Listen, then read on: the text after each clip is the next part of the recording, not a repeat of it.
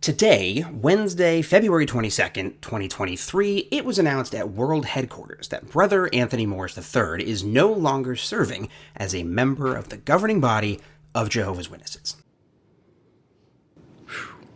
That is the bombshell announcement that was kind of shadow dropped on the Jehovah's Witness website today, the day I'm recording this, the 22nd. That is the statement as it reads word for word. So it's a short statement, not a lot of information. So what can we learn from it? What does this mean for Jehovah's Witnesses? And what should we be looking for going forward? This is obviously huge news. This is only the second time in Jehovah's Witness history that a governing body member has been formally removed through an announcement like this. So to our knowledge, this is only the second time this has ever happened. The previous time was 40-ish years ago, and that was Raymond Franz, who was disfellowshipped for apostasy after being removed as a governing body member. And that's the only other time before today that this has ever happened. So what can we learn from this very brief statement? If you've ever worked at some kind of corporation, some kind of company, you've probably gotten emails about some higher up in the company getting promoted, moving on, retiring. And generally these emails are very glowing. It'll say, we want to thank Jim Smith for all of his years at our company. He innovated a blah, blah, blah project, and we wish him luck on his future endeavors. You probably also gotten emails before from work that just say, Jim Smith no longer works for a company.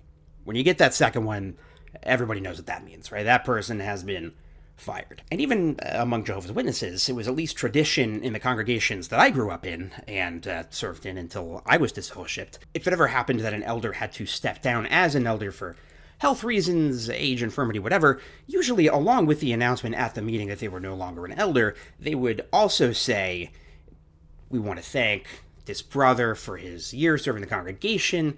We're very thankful to have him. Maybe the audience even applauds afterwards, kind of to signify to the congregation, hey, this is not because of wrongdoing, so don't start gossiping. Tony Morris got the this person doesn't work at our company anymore announcement. Now, that can't tell us a ton, but it tells us something. Already, there's a great deal of speculation, right, among XJWs, but among witnesses as well. You can look at forums that are just for Jehovah's Witnesses, run by Jehovah's Witnesses, and people are confused. People are speculating this may be due just to age, but also it could be wrongdoing, right? And Jehovah's Witness leadership, they know the members pretty well. Specifically, they know that the members like to gossip. And I think one of the reasons why you often hear multiple times that every convention talks about gossip and how we shouldn't gossip is kind of a self-serving one. The leaders don't want the members to gossip about them. So they are very aware of the perception of this statement, or a statement like this, one that is completely free of any details. And you got to think, Watchtower, as we know, has a PR department, like any huge worldwide organization, right? If they wanted to avoid the perception that wrongdoing occurred, or that Anthony Morris was removed for anything other than age or health limitations, they could have done that. They could have released a statement that said, we want to thank Brother Morris for all of his years of service. He's served in the governing body since 2005, and, we look forward to his new assignment. They didn't do that. They didn't give that announcement, which tells me, and this is speculation, and I want to try and do as little speculating as possible, that tells me that something went down. Let's see, how do I want to word this? What that tells me is that this was not simply a matter of Anthony Morris being old, unable to do the job. Because if it was, it would make more sense to say that. It would make more sense for the governing body. It would be better for them if they could say that, right? Because that would avoid a lot of gossiping and speculation. That tells me that they're okay with this kind of gossiping and speculation happening. Now, we do not know why Anthony Morris III was removed from the governing body. And the reality is we probably won't know for a long time until some Bethel insider leaks verifiable information, or until somebody wakes up, until Watchtower releases more statements, until Anthony Morris decides to release a YouTube video or a tell-all book. We really don't know. But I think there are a few things that we can glean, as witnesses like to say, from this announcement. They call him Brother Morris. I think that's significant.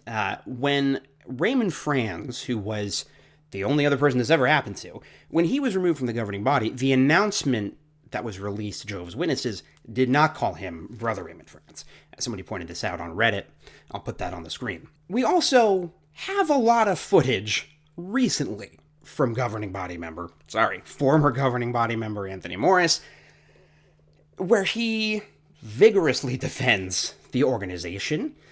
We don't have any evidence that Anthony Morris is anything other than a hardcore believing Jehovah's Witness. Just within recent months, he has said on the broadcast, we will never change our disfellowshipping rule.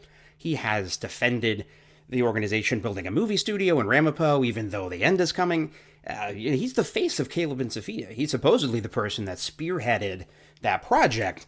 So all of the things that some people in the organization and who have left might not like about the modern incarnation of Jehovah's Witnesses, seemingly Anthony Morris was all for that stuff, and he liked that stuff.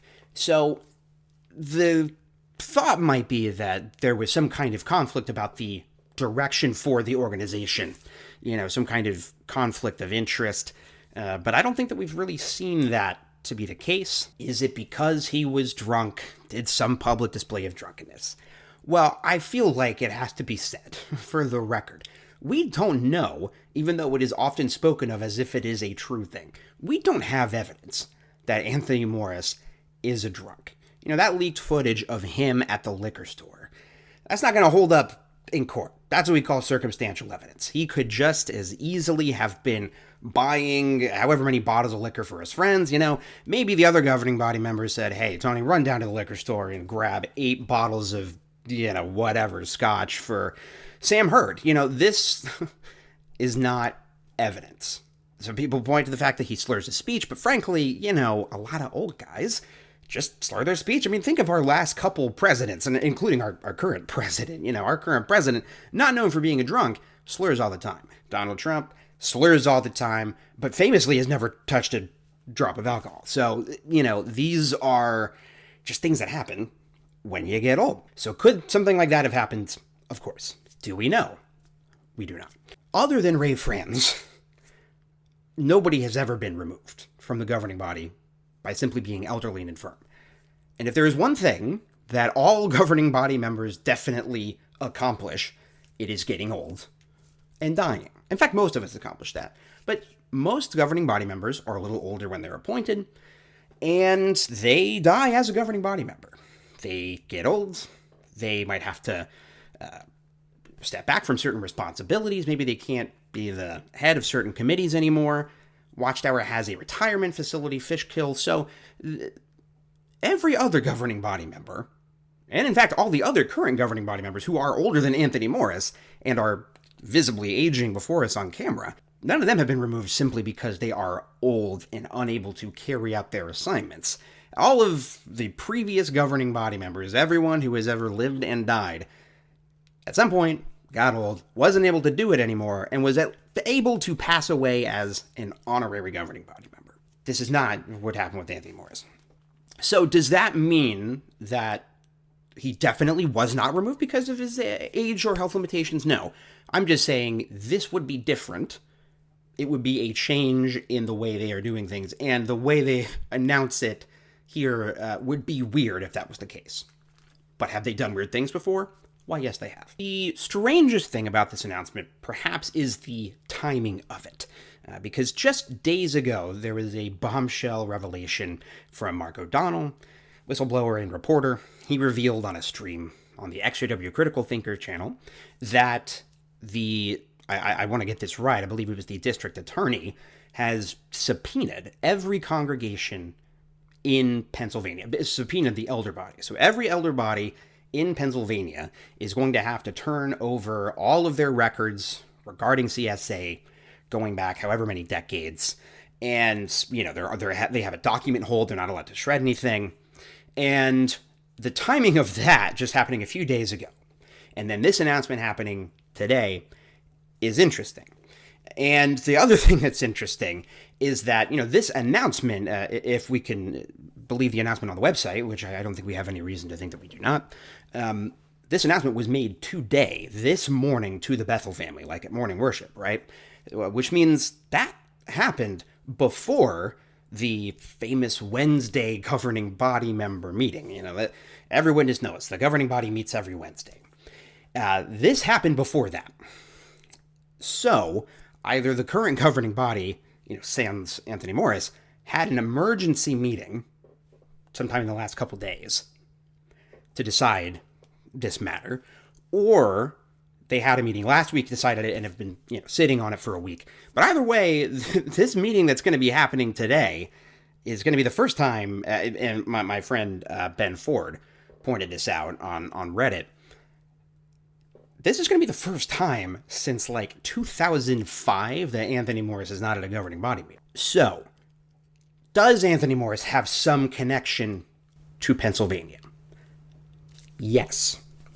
But, so in his life story, which is still, it should be said, on the website, he begins his story talking about being in a hospital in Pennsylvania after the war in Vietnam. But that is the only time that he is said to have been in Pennsylvania. It's the only time that it has ever been documented that Anthony Morris has been in Pennsylvania. And this is a time before he was a witness. Shortly after that, he says that he went to his first Kingdom Hall in 71 in Florida. He was assigned to Rhode Island and North Carolina as a circuit overseer. And shortly in his tenure as a circuit overseer, he was assigned to Bethel and seemingly has been at Bethel since then. So we don't know that he ever served in Pennsylvania as a district overseer or as an elder. We don't have any evidence. I've been to Pennsylvania. I don't think I'm going to be a part of this litigation that's happening, right? So is there reason to think that Anthony Morris is some way involved with this litigation? And that is why. I don't know. We don't really have any evidence in support of that. And correlation does not equal causation. These could be unrelated. Maybe Anthony Morris really is a drunk and went on a bender in front of the entire Bethel family and they just had to remove him because it was awkward, right? But we don't know. That is just as likely as anything else because we don't have any other information. So the last thing that I think we should think about with this announcement is how are witnesses, Jehovah's Witnesses, going to take this? The manner of the announcement is interesting. It is not one of those pop-up news alerts on the app or the website. Sometimes if they release a governing body member update, it'll pop up at the top of the screen hey, news alert, there's a governing body update. This is not that. If you click on the What's New thing on jw.org, which is what we would always do as a family to see what's new, it is also not there. You have to specifically click on the newsroom link to find this small announcement. It's pretty easy to miss. But the rumor mill will do all the work for the governing body, the current governing body. Word of this will get out. People know about it and will continue to know about it. And because there's no information, people will speculate. So this has never happened before, as far as most witnesses know. Most witnesses probably don't even know about Ray Franz. But for the ones who do, they probably have a sense that this is different, right? Because the governing body, up until quite recently, were not particularly public figures. Unless you happened to be in Bethel or at an assembly where they were speaking as a guest speaker, you never saw the governing body. It is only now, within the last 5 to 10 years, that the governing body had become incredibly visible. And that is going to cause witnesses' gears to turn a little bit. Because what does it mean for this guy to have been removed as a governing body member? Anthony Morris is a guy who has rubbed a lot of witnesses the wrong way. Most witnesses remember that tight pants talk to this day. When I was going through my process of talking to the elders about my doubts and so forth, when I brought up the tight pants talk, they didn't have to Google anything. They knew exactly what I was talking about. Everybody remembers that talk. And an elder who used to be at Bethel told me that his nickname around Bethel was Frank. And even his kids called him Frank because he was a very frank person. I don't know if that's true, but I think it comes across in the videos and materials that he's published over the years. This is a guy who will let you know what's on his mind. So, you gotta think there are going to be witnesses who see this and think, aha, look, this is evidence that nothing gets past Jehovah, that justice is always done. This brother was removed, and we don't know why, but I didn't like Anthony Morris, and now he's not a governing body member. Seems like Jehovah had it all sorted out. That's going to be something that witnesses think, initially. But if they keep thinking about it, why was he allowed to continue saying crazy things for decades, a decade and a half or so? Why was he allowed to be the head of this organization, to be visibly one of Christ's brothers, one of the faces of the organization, if he did in fact do something wrong, or would do something wrong? What does that mean for all of the videos that are still on the website that feature Anthony Morris? How do they then view things that were said that they had a problem with at the time, and now they can kind of disregard it because he was removed, but they, at the time, were expected to believe it? If you had a problem with Anthony Morris's tight pants talk, well, that was a you problem. You had a problem with that talk, but that talk was not the problem. Your direction that you received from the elders was, wait on Jehovah. Pray and wait on Jehovah. What does this mean for Holy Spirit? Is he still of the anointed? We don't know. We don't know how he knew he was anointed in the first place, because you're not allowed to ask anointed people how they know they're anointed. A little suspicious. The fact that this happened at all, and happened in such a strange way, where it kind of seems like they want to sweep the announcement under the rug, that is going to cause witnesses to reflect upon the very nature of the governing body. What does it mean that this is a person who I viewed as a authority on the scriptures, as one of Christ's brothers, who is part of the faithful and discreet slave? What does it mean that that guy can just, I refresh my computer page and he's gone, and I don't have to listen to him anymore? That might get people thinking. And the other thing is, it's going to cause people to Google Anthony Morris, because it's going to cause people to be like, is there like something in the news that they just, like, it's going to get people to look. It's going to get people to click on videos or JW Facts. It's going to cause some people just to think more broadly about why they believe what they believe, why they are putting their trust in these people. And that is, generally speaking, a good thing. Now, the organization exists to give its members reasons to disregard criticisms. That is one of the main reasons they go to meetings and conventions, is to get equipment, is to get talking points and arguments to think around criticisms. So they have been primed, and JT on the XJW Critical Thinker channel mentioned this. They've been given talks for a couple years now about how you cannot trust anything you read in the news. If you see stuff about court, that's probably a lie. Well, who knows about juries? You can't trust them.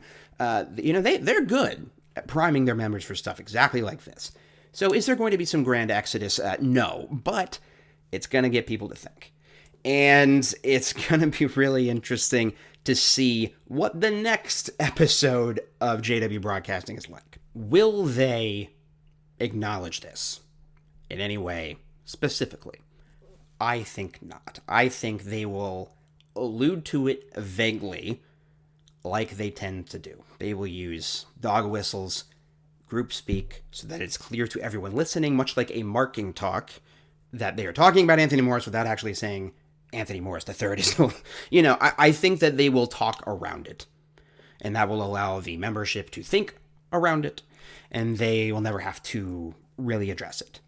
So be careful with speculation. I know that I've been speculating all day. I've been going insane. All I want to do is think about all the crazy stuff that might have happened, but we don't know. But we'll find out eventually, I think. Jehovah